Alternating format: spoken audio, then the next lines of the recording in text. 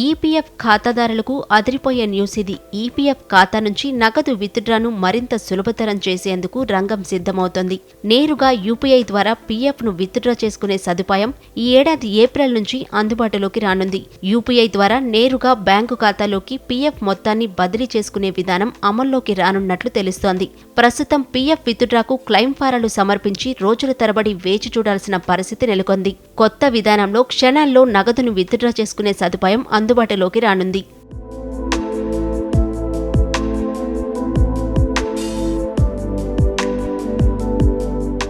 PF మొత్తంలో కొంత భాగాన్ని మినహాయించి మిగిలిన నగదును విత్డ్రాకు అందుబాటులో ఉంచుతారు.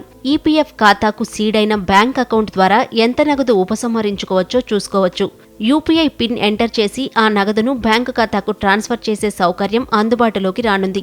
ఒకసారి బ్యాంకు ఖాతాలోకి వచ్చాక యూపీఐ ద్వారా నగదును తమ అవసరాలకు వినియోగించుకోవచ్చు. లేదంటే డెబిట్ కార్డును ఉపయోగించి ఏటీఎం ద్వారా విత్డ్రా చేసుకోవచ్చు.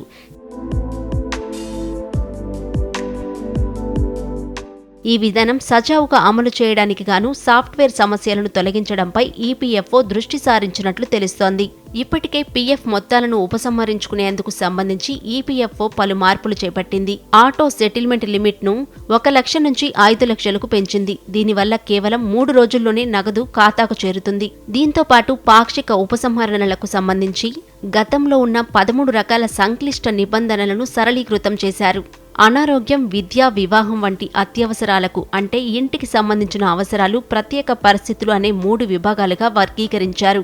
ఈ కేటగిరీల కింద కనీస నిల్వ అనంతరం 100% వరకు విత్డ్రా చేసుకోవచ్చు. 25% మొత్తాన్ని కనీస నిల్వగా ఈపీఎఫ్ఓ నిర్ణయించింది.